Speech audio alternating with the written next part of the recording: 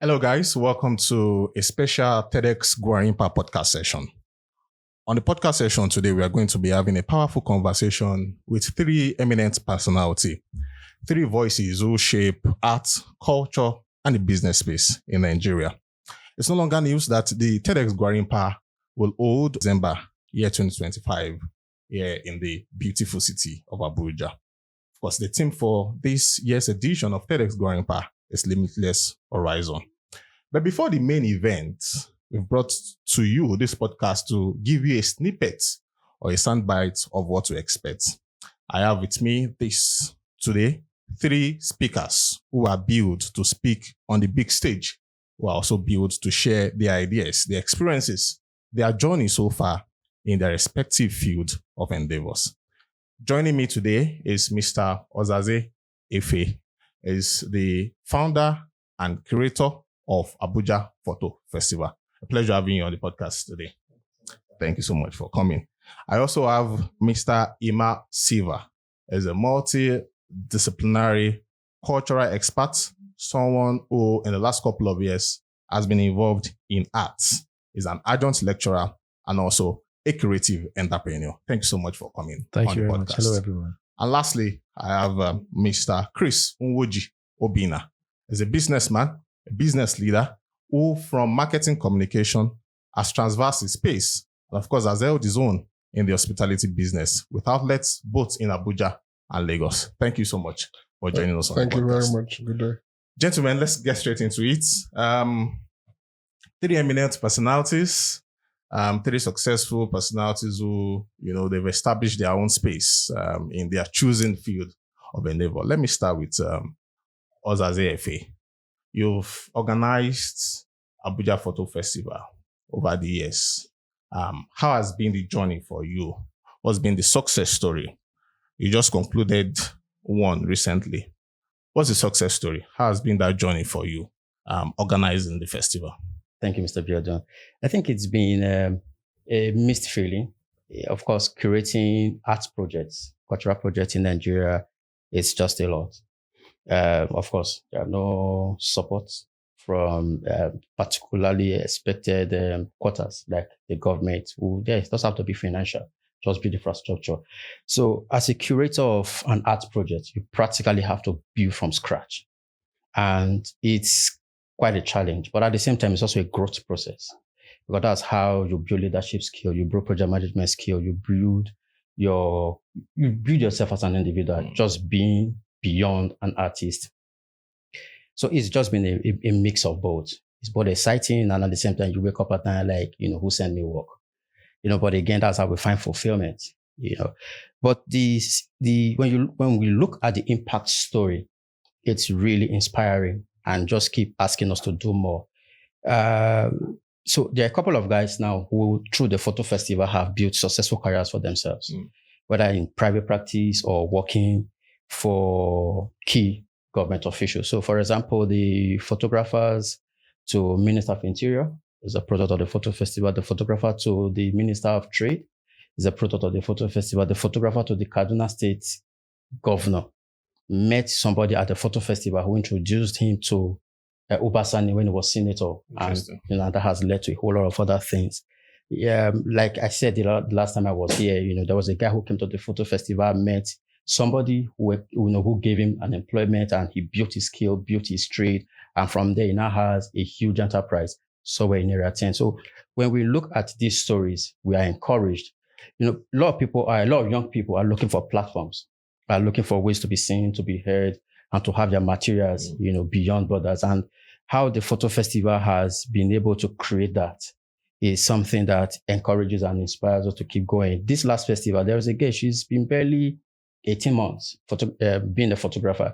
She did a body of work on death, on mourning, on grief. It was one of the most outstanding projects. She came in from Lagos. One of the most outstanding works that was shown during the festival. She kept, appreciating the team, behind the event for giving her such a platform, a first platform ever to have her work shown. So when we look at these stories, we are quite inspired to just keep pushing despite the odds.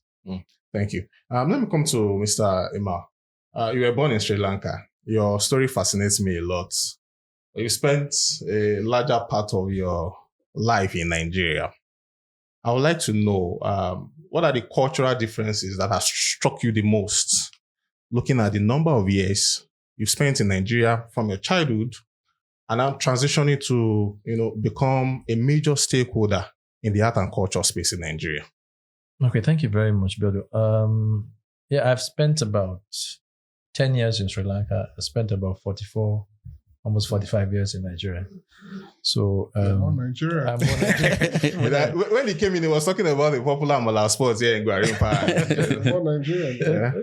So, I think for me, the first thing I would say is that it's been a privilege to have experienced two cultures because it's helped me to appreciate a culture outside where I was born. Because when you're born into a culture, a religion, or whatever it is, you're born into it. So, there's a lot of things that will come to you. You'll be conditioned in a particular way. Yeah. But then when you leave that and you come to another place and you now have to imbibe and, acculturize, you get into a new culture altogether, then you have to learn a whole set of new things. But I think the first thing I would say is that the openness and the warm-heartedness of Nigerians was something that from the get-go, made me very relaxed and want to be part of that culture. So the second thing is that Nigeria it is my personal belief that is a gold mine of creative talent, and not just creative talent, but of culture. So because of that, I tell people that if you move around the world a bit, you find out that if you're practicing in the creative industry or in the culture industry, it's pretty tough because there's so many brilliant people doing great things. So it's huge potential. But one of the things, like my brother was saying, is that we don't get the kind of support from the quarters we expect. But if you're able to build the ecosystems around the talent, then what happens is that the talent begins to thrive. And I think the best example is to first make yourself an example. If you are able to do something in a particular community, society, or economy, then it inspires people that if he did it or she did it, then we can do it. So that is, I think, has been the story. In terms of cultural differences, both are tropical countries. Both are from the global south. There are a lot of similarities, but also there are a lot of differences in the sense that from perspectives of religion and culture. But one thing I would say is that there is a lot, the cultures are not so different that we can't learn from each other. Sometimes cultures could be a bit, quite a bit different, but when they're similar in certain ways, it's possible for us to work together. I would say that, because I came when I was 10 years old, a larger part of my life has been in Nigeria. So for me, it's not just about between Sri Lanka and Nigeria, it's about even cultures within Nigeria. I grew up in the Southwest, but then halfway through I came to Abuja, and I saw a whole new dimension of Nigeria that I didn't appreciate when I was down south. So it made me realize the variety and the spectrum of the diversity of this country. So I don't think Sri Lanka has that diversity. It's a much smaller country with a much it's not as diverse as this. But here, the diversity is immense. But I think within that diversity lies the strength. Especially for the creative industry, especially for the cultural industry, and that is where I would want to stop and say differences, similarities, but within ourselves alone is a whole new world here. And there's so much to explore, so much to take advantage of. Interesting. Thank you. Chris, talk to me about your journey. You work in the hospitality industry. You moved from marketing communication, to becoming a powerful voice in the hospitality industry. You worked with so many young people, of course. Suffice to say that young people even make the hospitality business thrive. How has been that journey for you, right from scratch, finding your faith in your career and where you are at the moment? Well, thank you, Daniel. So, start from marketing communications. Why did I move into hospitality? People were owing me and they were not paying me. So generally, when you offer services, we're growing, we're getting better, but people don't value services. They tell you, just do it. And then you have a lot of people owing you. And so I decided to move into retail, actually. Okay. Retail was what I moved into because for me, you walk into a store, you pay your money. And it's easier for me to know that if my profit is 100 naira, so be it. Not that I have 100,000 that I can't see. So it was an objective decision. It wasn't a passionate decision. So I love the creative space, but I have to maintain my objectivity because you need money. Yeah. So I moved into retail. What we actually had originally was like a farmer's market, like a butcher's shop to be more specific. But we now started grilling by the side. It's that grill that morphed into a full restaurant. So it's been an interesting journey. Young people play a role. Our formal education system has its cracks. So you have to train what you want to see. They're hungry. They can do a lot, good and bad. Sorry, I would like to know the cracks because that's a major discussion that over time we've always swept under the carpet. We see people go to the 4 walls of a tertiary education. They still come out and you would expect that they are ready for the market. But unfortunately, you have to take them through a series of training, series of another round of human capacity investment before they are fit for whatever job that they are applying for. What are the cracks in your own opinion, and what do you think can be done since you have practical experiences of people coming out of tertiary institutions here in Nigeria and then they look unfit? I hope I don't get into trouble, Shaba. I would try. I would say for starters, the basics. I'll give you my own experience. When we hire people in Lagos, their spoken English is a lot better than in Abuja, with due respect. Now that's because even at O level, I think Lagos State has done a better job. So somebody's living at O level, they know how to communicate, right? For many of the people we had to get from Abuja, they come from other towns. And so that O level primary and secondary is not as grounded. So I'll say that's the basics. Now, but by the time you go to tertiary, sometimes our curriculum is a bit not updated, But what I would say, I think internship is very important. I think people should be given opportunities to work from 16, 17, get an internship. It gives you experience. So the Igbo man who does well, I'm an Igbo man, it's not because he's more brilliant, to be honest. It's that internship. So you have a boy who is already selling in the market. He may not know the technical business terms, but he has it in experience. Now, if he goes to school teaches you discipline. School teaches you a lot. It's good. I would encourage education because now the same Igbo man, unfortunately, got the internship and somehow forgot the formal education. Now they grow their businesses to a point and they're not able to grow it past a particular point. So you need 2 legs to stand on. So I would say internship is a thing. If you know any 16-year-old, get them a job, no matter how little. Get them a job. Let them work. It does something to the mind. It helps them understand money, respect money. It teaches them to be timely. If you have a job, you have to resume by 8. Somehow you'll find that guy set up. So that's what I would say. That's been my experience. Let's talk about TEDx as a global platform, a community that has existed over the years, a very powerful platform that has brought together, powerful voices across different continents, even here in the continent of Africa, different TEDx events. The 3 of you have been listed as speakers for TEDx Gwarinmpa. Let me start with Osaze. How excited are you to be listed as one of the speakers to speak at TEDx Gwarinmpa?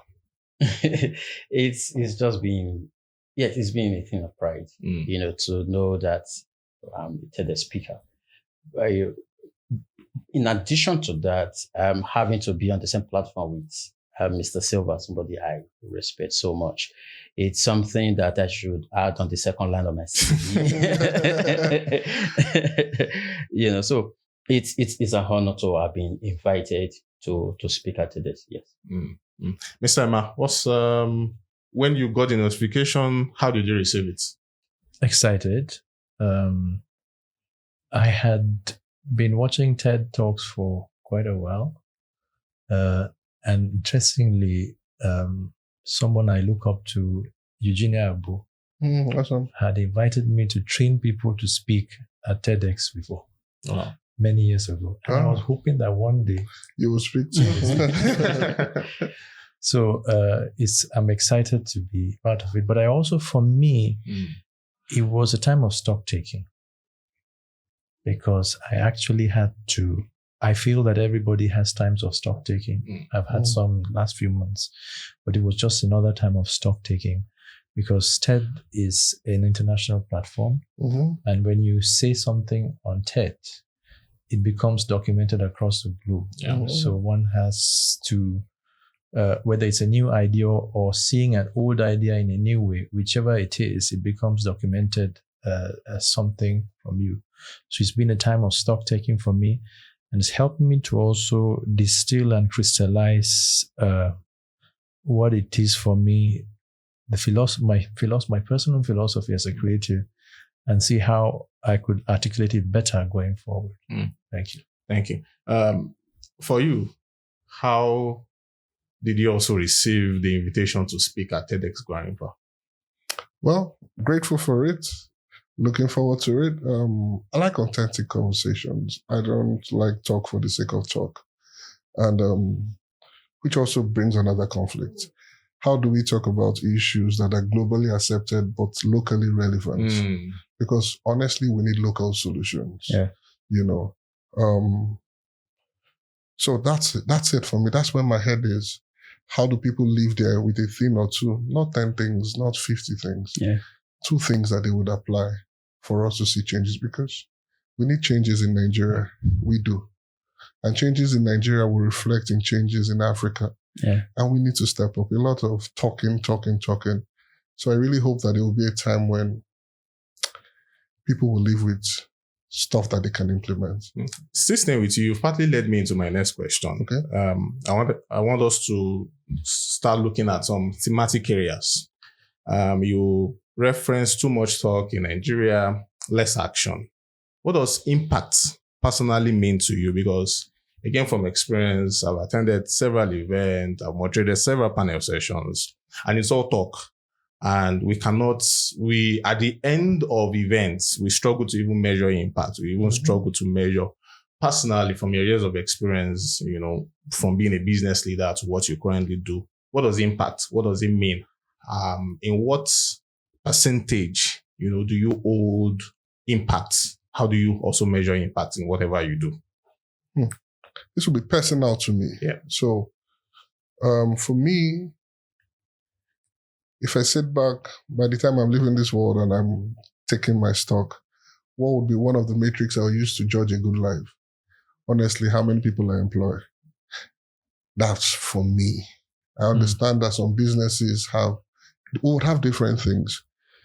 Perhaps it will be how many people I can employ. I am a big fan of Aliko Dangote.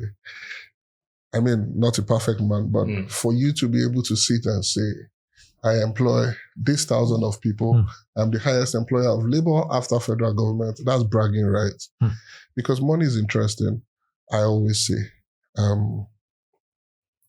There's almost someone else who has more money than you, right?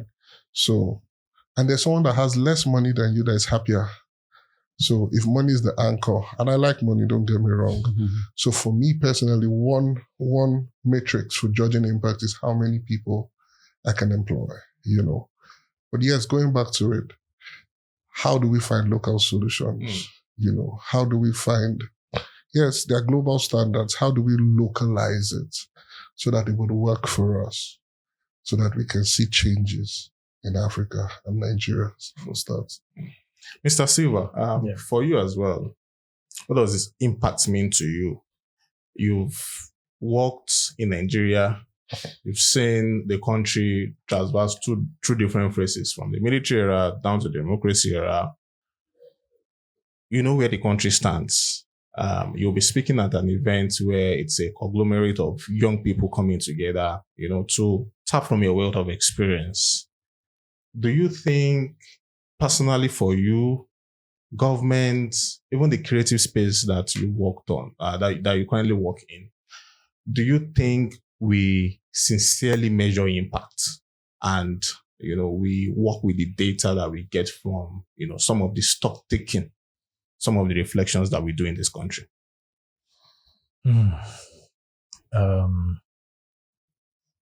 Data, it's an area of interest to me. I don't think we have data, and I don't think we are processing data as anywhere near what we should. Based on the metrics of creatives in this country and their impact, I'm not just talking about these guys here with me, the people I respect. I've known them before we came here, because we know ourselves in the circles. They've made impact. They're people we respect for what they do. Okay. But then how many people have taken time to study, measure their impact, and then how many people have distilled what they've done to be able to now pass it to the next generation? True. So in terms of data, let's not, kid ourselves. We are nowhere near where we should be. Impact. So without data, it becomes a tad more difficult to, have, to execute, to be able to achieve impact. But even without having the science, the data behind it, the Nigerian creatives and people in this industry have made significant impact, with or without support from the quarters we expect. And interestingly, what they have done is making the people that are supposed to do what they're supposed to do even say, if you don't do something now, these guys, they're on their own, they're already on their own, they're already moving. So that is the story of Nigeria. Without support, the resilience of the average Nigerian, and now coming to the creatives and people in our industry, the resilience and the creativity and the sheer ingenuity has made them break global ceilings. I was just discussing with my brothers before the program started about people. The performances of, Ashake Olamide, who was the other person? Adekunle Gold, in London, just a few days ago, and this is just recently. How many countries would you have people taking their local music and contemporizing it in a global stage of that scale? And with what support did they do this? So the examples are bound.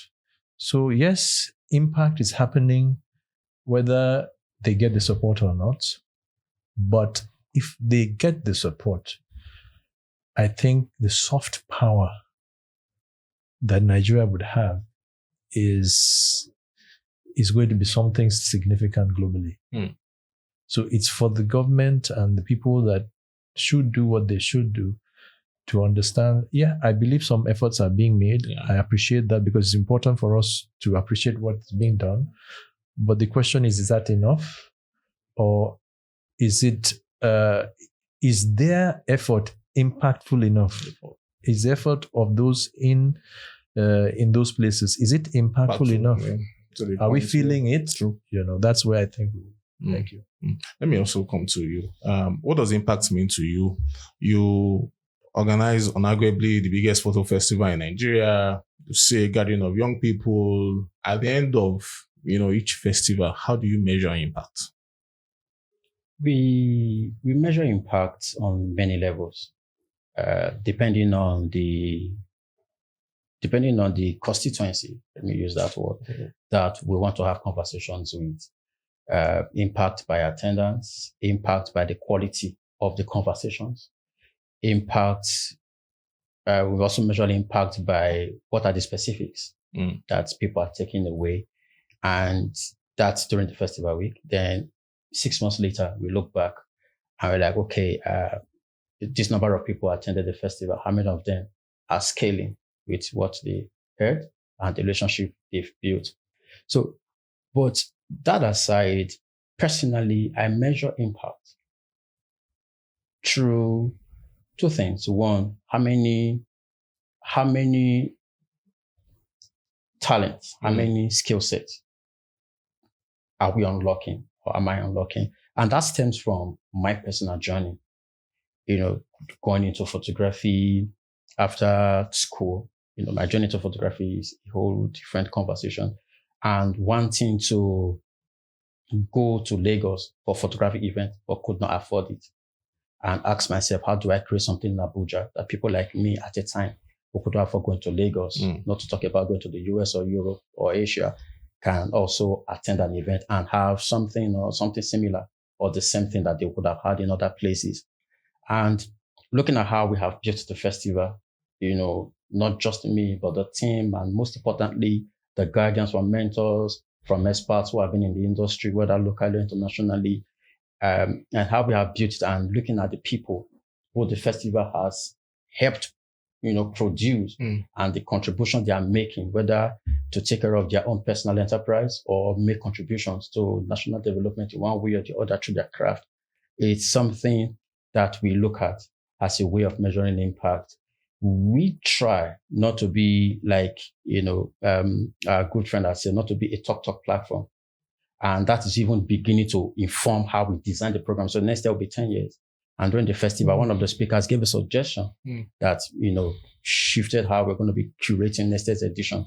Make it more hands-on, less technical. Look at how we can begin to look at how we can begin to explore the business and enterprise aspect of the art. There's no lack for talent. If you Google a particular thing about a particular subject and images from it, you will find hundreds and hundreds of thousands of images made by Nigerian artists. So there's really there are still stories, there are still narrative to be talked about, but we are not lacking for images. But when you look at the economic value, when you look at the commercial viability of the ecosystem, you ask yourself, the talent is not matching with the talent in terms of skill set. It's not matching with the talent in terms of naira and kobo. If I'm to use, of course, the economic impact as the well. economic. So we are also looking at how do we, bring this gap. Just some 3 weeks ago, we had a workshop by somebody from Kote Institute on this West Africa Europe, partnership.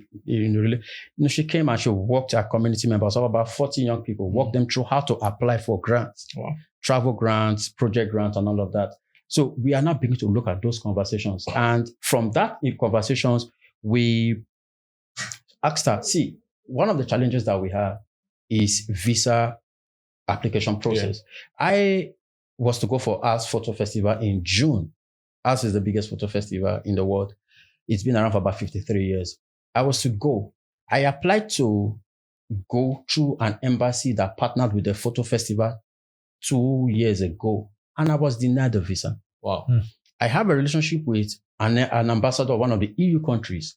When that visa was denied, I wrote to the ambassador, okay, here is where we are, and I want to go to. Even my relationship with that embassy, that is a bit, I was still denied the visa again. These are embassies that has partnered with the photo festival. So there must be a gap that exists that we are not explored, that we're not talking about, to see how we can now have artists can have that, not necessarily easy access, but understand what it takes to apply and get your visa to go for this event that supports your career journey. So these conversations, not necessarily composition, lighting, color grading, great at a level, but for serious conversation, I will go back to what I always say, knowledge exchange is one of the biggest things we can receive as a people. And knowledge exchange cannot happen except there is the transcultural, transcontinental conversations, being had. So we measure impact by how we are also beginning to redesign the work that we do to make it more professionally oriented. Let me stay with you. Let's talk about success. As generic as it may sound, success means different things to different people. But before you talk about a person being a successful person, you must first and foremost inquire the drive. What's pushing that person? What's your drive? Or what's driving you to become a global name, an household name in your area of specialization, the field you've chosen to work in? What's that drive that you wake up with daily and you say, today, this is what I'm going to do. This is what is pushing me, to push Abuja Photo Festival to become a global brand. For Mr. Imal to continue to push his name, across continents. For Mr. Chris to continue to push whatever he does in the hospitality business. But for you, what's that drive that pushes you to success? The faith that I practice, it forms everything about my essence as a person. I'm a Christian.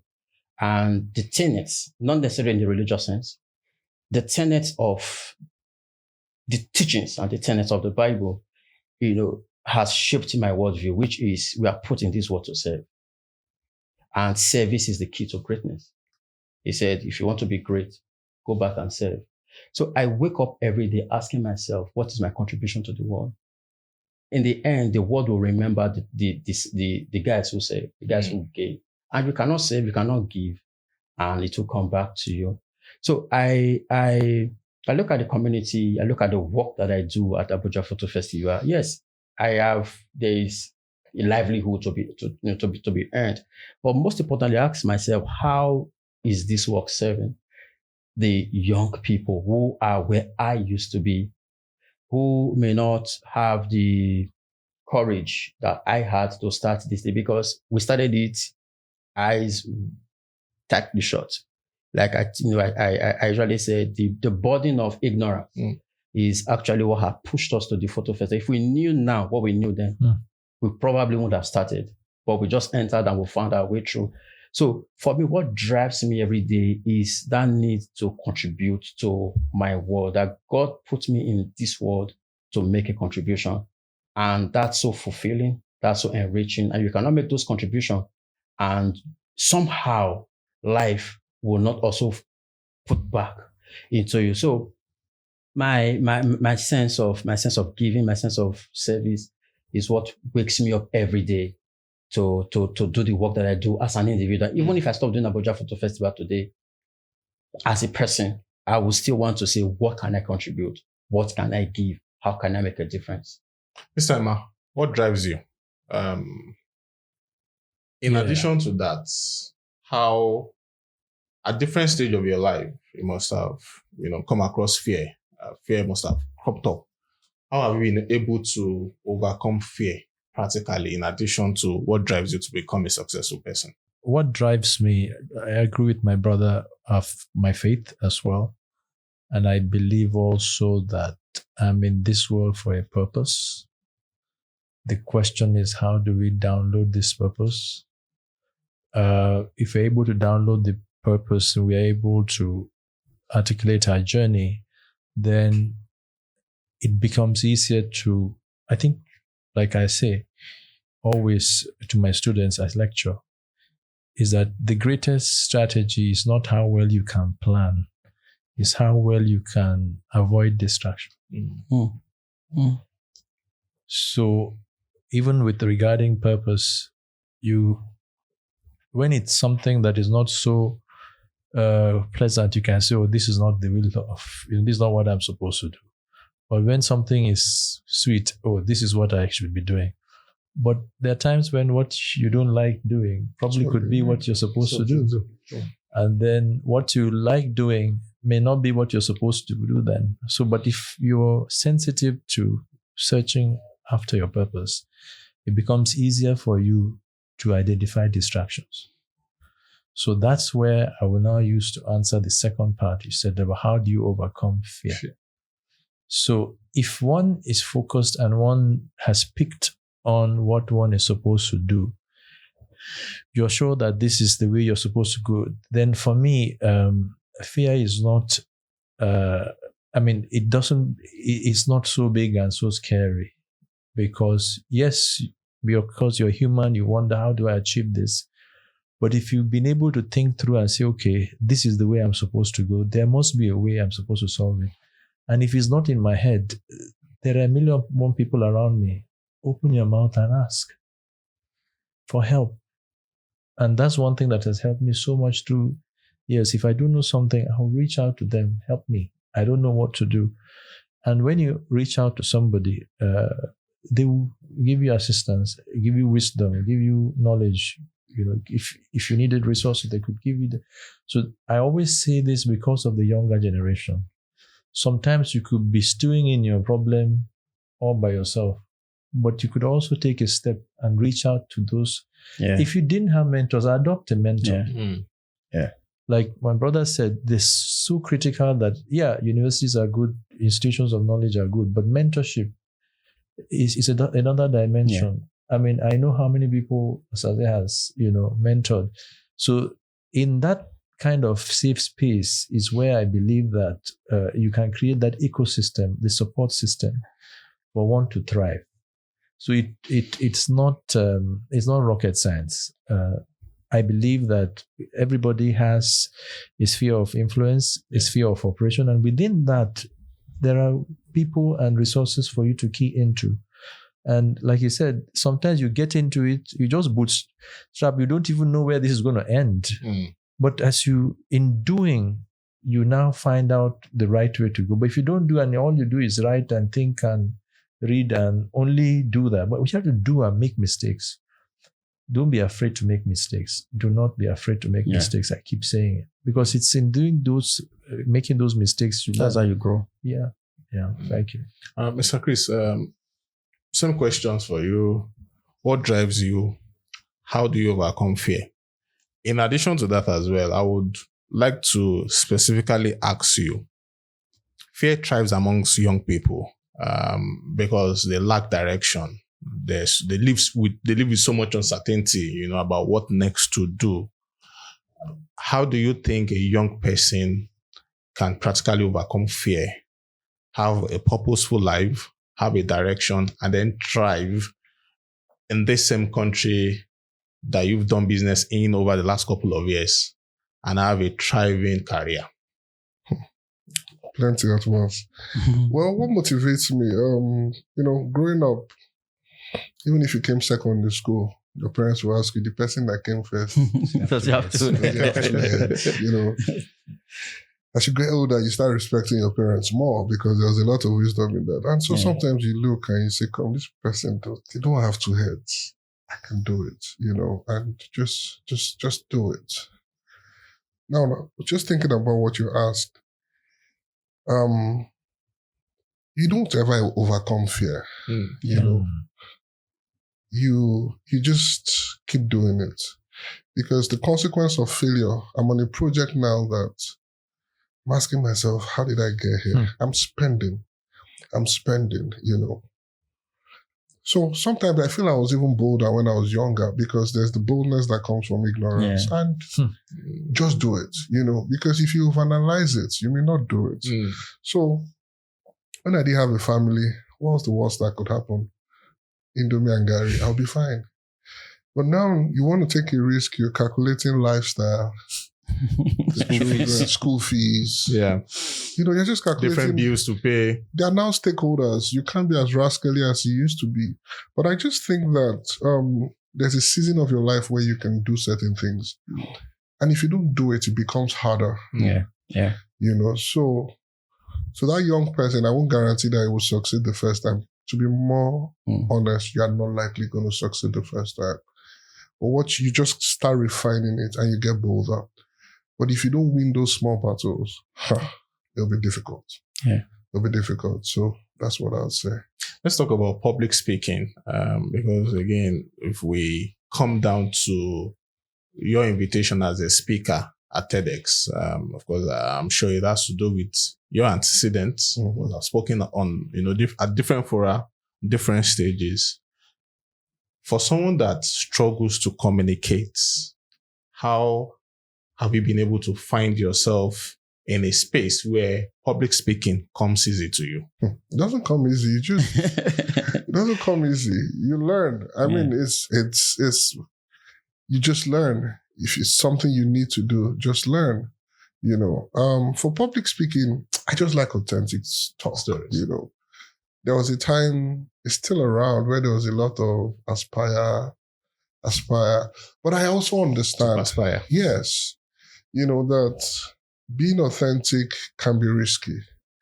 When a time where somebody can cut a clip of what you have said, put it in under context, and the next thing you're trending for something you didn't say. And a greater percentage of people will not go back to say, no, this is the context in which you were saying that. So I also, when I was a bit younger, I would say people are not saying their truth. But I realize that it's a bit more complicated to say your truth. And your truth too can have negative impact on people that you still respect. So how do you balance it? So for me, public speaking, if it's a skill you need to learn. Communication is at the heart of everything we do, whether you're communicating with your spouse, your staffs, people. But if you must communicate, let it be authentic. Let it be beyond high-sounding words. Let it be stuff that people can go back and practice. Mr. Imal, yeah, you've trained people, I've spoken at different fora as well. I've spoken at on TEDx platforms. Do you sincerely think we are ready for some authentic conversations? Mr. Chris touched on, how people receive your truth, how people even receive your stories. Some misconstrue, some even sit in some of this speaking engagement, and at the end of the day, like, well, it's easy for him, looking at your complexion, I say, probably spent some years outside of the country, and then he's here talking to that I've spent exactly. He's here talking to us about, to them doesn't mean. Do you care about the way your message is received when you have the opportunity to speak to a gathering, or you focus on how authentic and the lessons that could be taken from your journey so far? Okay, so I lecture, I train. So, this is what I do. I talk to people, but I've also seen that you could talk and talk and talk and talk. So I think that authenticity is a bedrock on which everything should be done, even whatever you deliver. But I've also learned more and more that this is personal experience. And like my brother said, at different times of your life, maybe my approach would have been different when I was younger, when I was speaking. But right now, I'm not necessarily looking for everybody to accept what I say. I'm looking for the people that I'm looking for the people that were supposed to listen to me that day, or the things that people are supposed to pick from that conversation. That is what, it's not how, I'm not interested in being the most eloquent speaker. And then, like I keep telling my students and those that I train, I'm always concerned about what happens after the event. Yeah. So I'm always finding out what happens in 3 months' time, 1 month's time, 6 months' time, 1 year time. What has happened to you? How have you made the adjustment? Because it's easy for you to even say, oh yes, that's so true. But then to be able to practice and, stick to it through thick and thin, that's what really counts. So I'm not really so particular that, everybody should. But if I'm able to touch you in the right places for you to make a significant change going forward, or if the right people are supposed to listen to certain things, that's the biggest thing for me. So I'm hoping that when I am able to speak, I can touch you very deep within, that will have a personal transformation deep within, that you can't forget that experience in such a way that going forward, you are accountable to yourself first, not because you want your parents or anybody to be happy, primarily for yourself. to be accountable to yourself. That is something that I really desire. For Mr. Osaze, almost every week looks like you have a speaking engagement. And, sometimes when I sit down and watch, some videos, when I watch videos of events where people speak, one of the questions that comes to my mind is, are we even talking about the enabling environment? As someone in the creative space, you have from time to time get invitation to talk about the creative space, talk about what's happening in the creative space. How enabling is the environment? By the time you juxtapose some of the nuggets you are dropping on that big stage, some of the things you are saying, some of the advices you are giving, but going back in your car, going back home, do you think the environment is really enabling for some of your nuggets to thrive, for a young person to take your nuggets and then run away with it? Thank you, my dearest brother. So listening to you, what came to mind was the creative space. It exists in a bigger space, which is the Nigerian space. And when you look at it in that perspective, you see that even the creative space is a victim of the bigger space. A reflection of what's happening in the bigger society. Because it trickles down. Yeah. It trickles down. But here is what I try to do. My brother, Mr. Chris and Mr. Silva, they said it. Authenticity is it. You being true to yourself, you being true to your soul. There's an ear for your voice. Is to put your voice out there, and that ear will connect to it. It doesn't have to be everybody. It can't be everybody. And we live in a society, we live in a day and age where people hear stuff, not people don't hear you for you. They hear you from their traumas, dysfunctionality, or saying it. So somebody will say something and 10 people would respond to it from who they are. One of the quotes that I like so much said, we don't see the world as it is. We see the world as we are. That's why two people can look at the same thing but see it and interpret it differently. And that makes communication quite complex in the days that we're living in. Of course, it's a common news where something will be said on social media. I think I was having a conversation with my wife. She was watching one of these influencers on Instagram. And I was telling her, I said, be careful with this lady, because there was something that happened about a few months ago. So a guy said something about the wife put into bed, and he said something innocently. And I watched the entire video. I understood what the guy was saying, but the lady picked out a 3-second soundbite and made a whole lot about it that Twitter was shaking. And I felt, of course, people do that because they are clickbaiting, they are sensationalism, engagement hunting. Yeah. And of course, that translates to Naira and Kobo. So the system is so monetized now that people they don't care how they take what you have said and misrepresent it just for their own selfish reason. But we still will not stop saying what we're saying.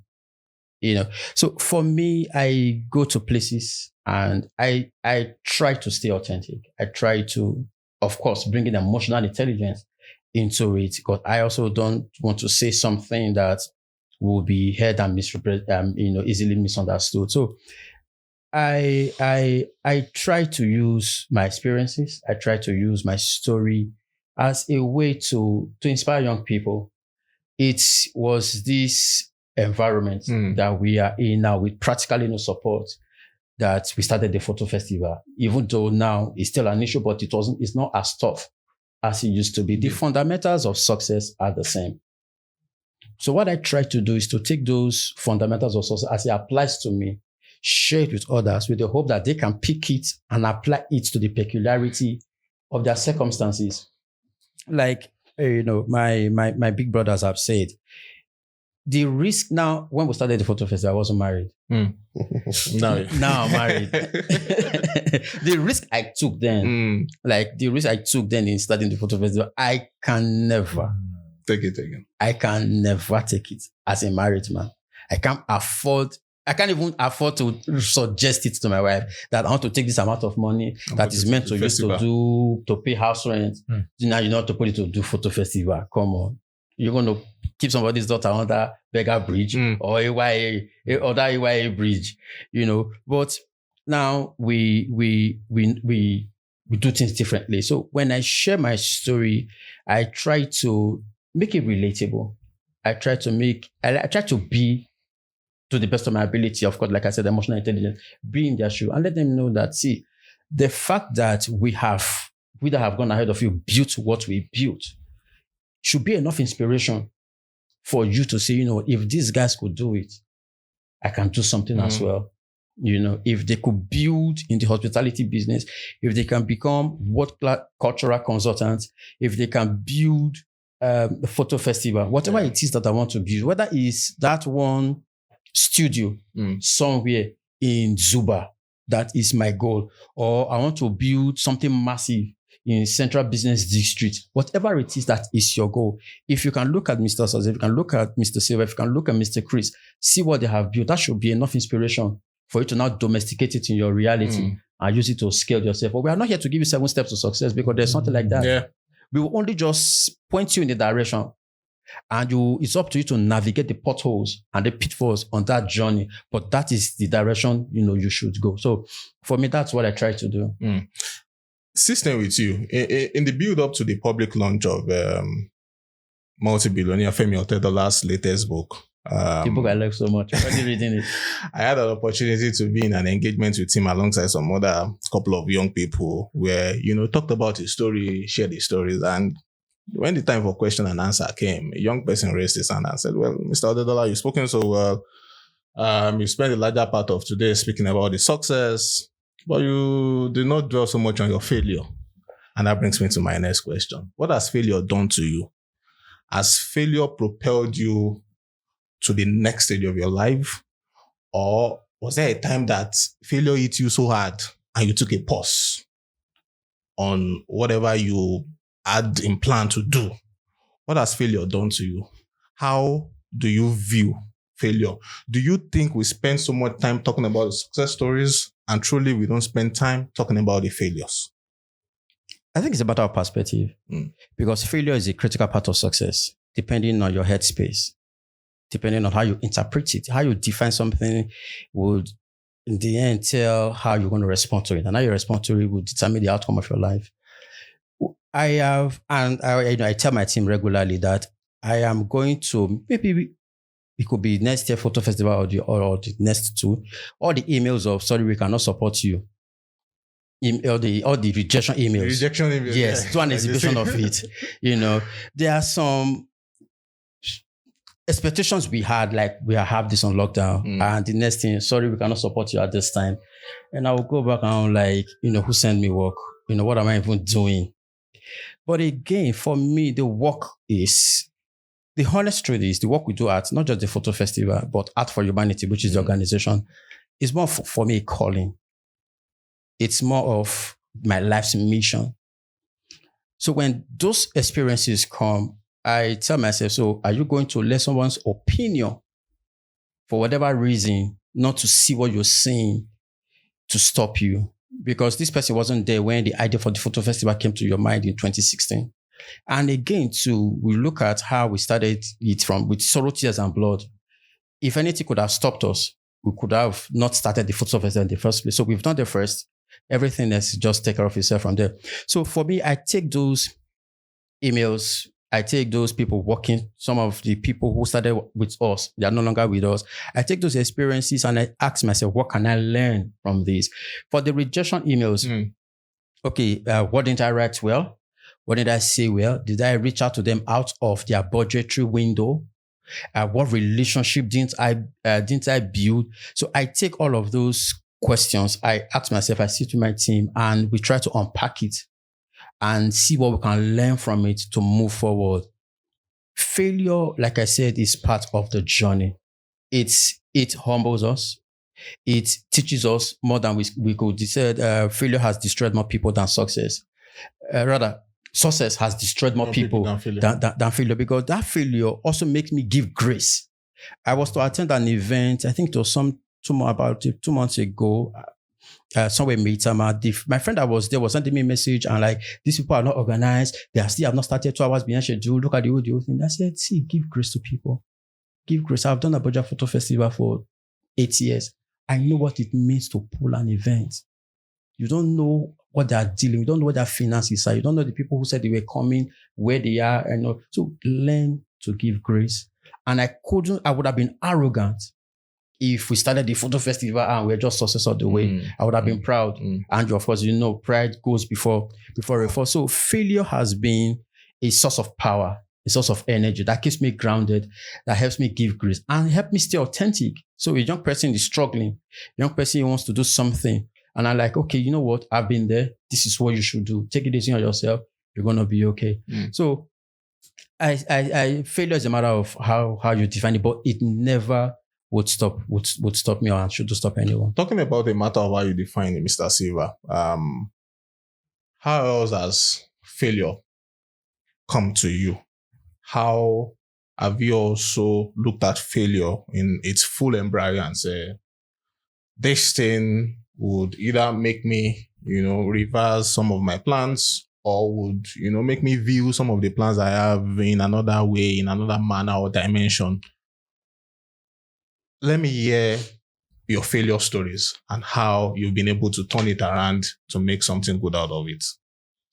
Okay, so for me, I think that, in life, my thinking at this time is that, it boils down to expectations.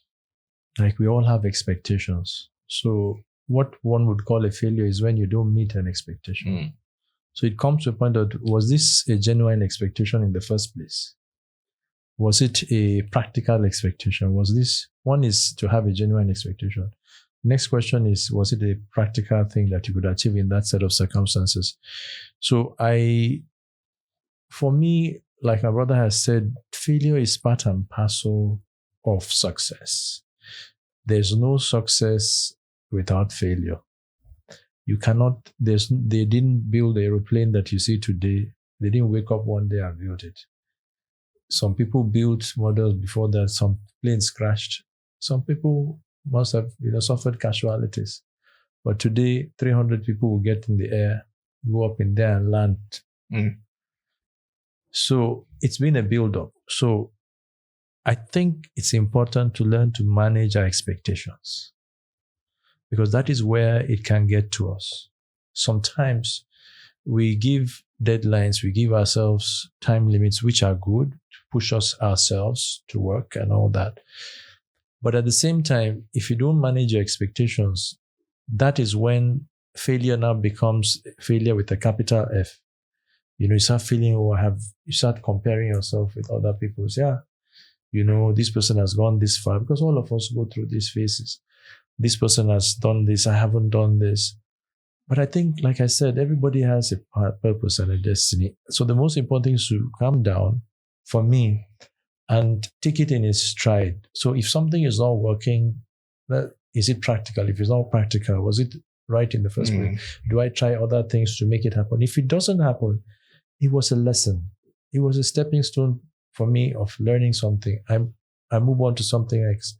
But I would say that, one thing that has helped me go through failure, and I try to train those that I mentor, is to be resilient.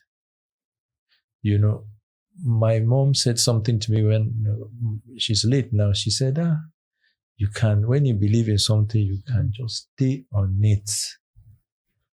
You can just be there. Just power of consistency. Yeah, just be there. If not, but you will not. And coming from a mother as an adult to a child, it really gave me a boost that I didn't know that is how she felt. But it made me stronger in my mind that, okay, even if I had 3-4 plans, if this was not working today, it doesn't mean I'll throw it away. I'll put it on a shelf and go back to the other one. And if that one is working, I'll work it to the point I can. And when I cannot, I leave that one. I go to, and then I come back. So what I'm saying is that resilience is important, because we are living in a world where, in my generation, we didn't have the level of distraction that this younger generation is having. Yes, they have technology to their advantage, but it comes with a disadvantage. We didn't wake up to devices. You wake up in the morning, Instagram is sending you 30 this thing, Facebook is doing this one, email is doing this. So TikTok. we didn't wake up that way. Nor did we go to sleep the way they're going to sleep. So that's why I had to talk about distraction. Distraction is a major component. And that is where expectation has to be managed. Because you have to ask yourself, which one am I going to focus on? You need to be able to, because you're a human being and you have limited capacity. If you're not careful, you get dragged and pulled into things that are not necessary. And then you'll be sad for a reason that, you are not supposed to be sad for. Focus on the things that really matter. Remove the distraction. Then it becomes easier for you to be dogged about something because you know that this is the way to go. So, especially because we are dealing with a young people's platform, I would want to leave that manage your expectations. Sometimes learn to shield yourself from the distraction of this generation. Gen Z is one level. Gen Alpha, those ones are born into AI. So it's, again, a different ball game. Yeah. Now, all this has happened in the last 20, 30, 40 years. So what has happened in the last 50, 100 years did not happen. It was happening in a much shorter time. What didn't happen in 200, 300, 400 did not happen. So it's an exponential curve. And I think it's important for young people to realize that, your situation is different. And, it's important not to forget that as much as we are embedded in technology, you are human. Yeah. You have human limitations. And you must learn that this is not a machine that was created by man. So you have to understand your mind, your body, your soul, and understand its own needs and its own limitations and work within that. That way you can manage. That's quite profound. Thank you.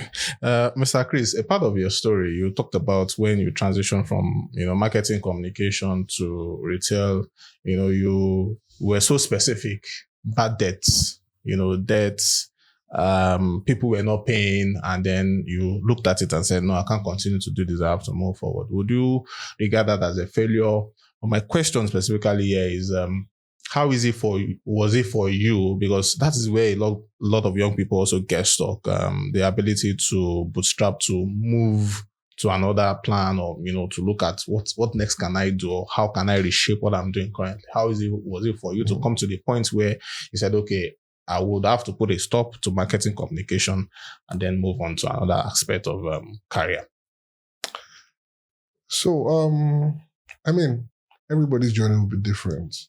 Right. And as much as moving is a good thing, you also find that over-moving is a bad thing. So we're also in a time when people don't stay long enough to get water out of this rock. There's no resilience. So I personally have a theory that creative people don't achieve much in life, or extra creative people. Because you see, when you jump from one thing to another, in 10 years, you've done 15 businesses. That's not how it works. You have to follow through. And like I always say, there's a difference between having 3 children and having triplets. They're not the same thing. So you can't. The process is different. No, it's different. Yes. When you have three children, I had a friend who had one. The house was. Once one starts crying, others just start crying for fun. But if you have 3 children, this one wants to be a big brother, it takes care of the other one. So moving is good, but sometimes we're also at the time when people are moving too fast. So you see the same person doing music, poem, painting, and also working in the bank. And you just say, guy, can you just sit with one? Give it some time. And I'm not saying you should be there and die there. Because funny thing is, I started marketing communications. I moved to FMCG. Because somewhere it's been there that I wanted to do real sector business, more than service. When that failed, I went back to the marketing communications to find my feet again and raise money before I now moved to retail. So I think we should stay long enough, and it goes back to the resilience, But I also pick on something he said, expectations. Yeah.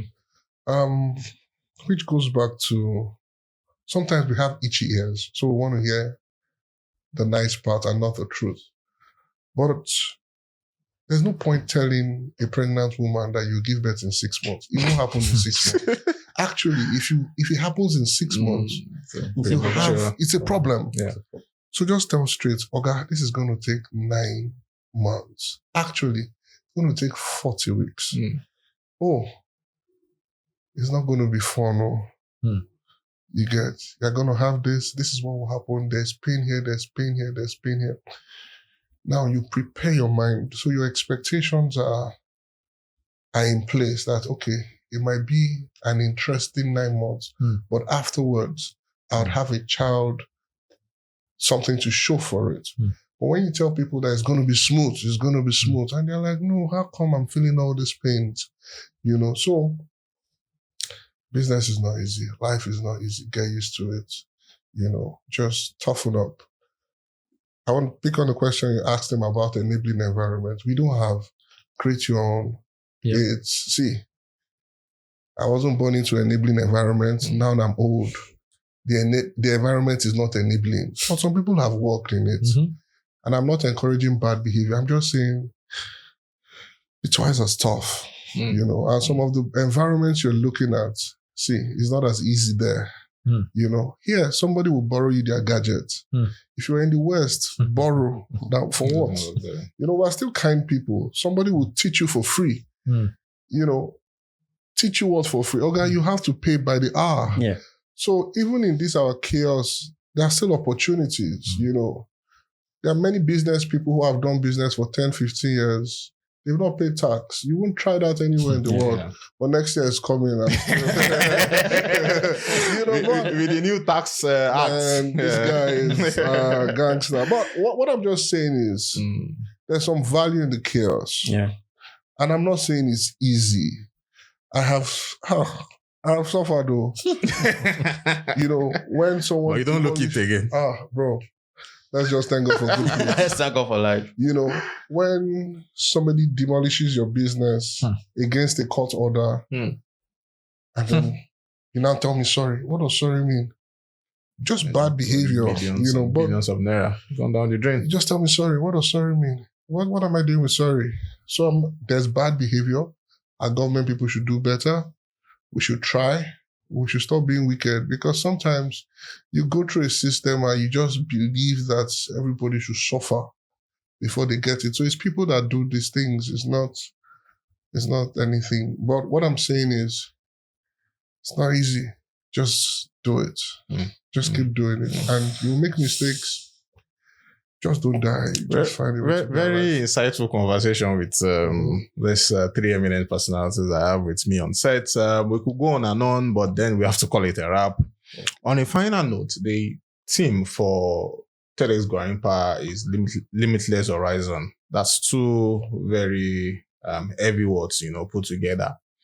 And I would just like to know your thoughts around the theme. Spoken a lot, touched on different areas. Let me start with Mr. Osaze here. But when we bring all of this conversation back to the theme of the event, Limitless Horizon, what comes to your mind? How do you view the theme? Do you truly think there is a limitless horizon? When I saw the theme, I was like, yeah, this is quite interesting. Again, too, when you live in Nigeria, it's hard to believe that the horizon is limitless, because limitations are shooting at you right left and center. Looking at you right in your eyeball. right in your eyeballs. But for me, what stands out is self-belief. Self-belief. Yes, it's limitless, but it's a tough terrain. And how you navigate around all of that comes down to how much of self-belief and insistence on materializing, that stuff, that you have as an idea or as a sense of purpose. Yes, I look forward to to the conversations from the different speakers that day. But, like I said, maximizing the horizon, the limitless horizon, comes down to how you interpret the few meters, you can see. If you believe that it's limitless and you're going to go for it, like you do not see the challenges for what they are. Like someone said, that the obstacle is the way. You see the obstacle as the way to learn, to grow, to become a better person. Then it's all just for the taking. Like we've said again and again, it's limitless, but it's tough. But with self-belief, you find your way around it. Mr. Silva, your brief thoughts on the team, Limitless Horizon. Like you said, several limitations, you've touched on distractions, but what comes to your mind when you look at those two words? Okay, so I see success as a process. So when you say limitless horizon, so you have opportunity and you're supposed to achieve certain things, right? So I think that there are two sides to it, or two components. There's the preparation, and then the opportunity comes. So the preparation is every day. Whether it looks good, it doesn't look good, whether people are clapping for you, they don't clap for you, it's still preparation. And opportunity never really tells you when it's going to come. And going back to what my brother said about the fact that there's value in chaos. There's a book I have called Thriving in Chaos. It's a business book, but it's an old book, very old book. So what I'm trying to say is that sometimes, that's why I talk about expectations. Sometimes even your preparation is success. Because when the opportunity comes, you're ready. You're ready to deploy what you need to deploy. So I have seen this happen before. I've seen people in this country preparing quietly in a place. One day, they had the opportunity and they came out and you're wondering, how did this happen? I have seen people here quietly building. One day they got the opportunity to leave and they're shining outside because they were never fixated on the end result. They were looking at it from a process, connecting with opportunity. So I want to say that even this particular event we're having,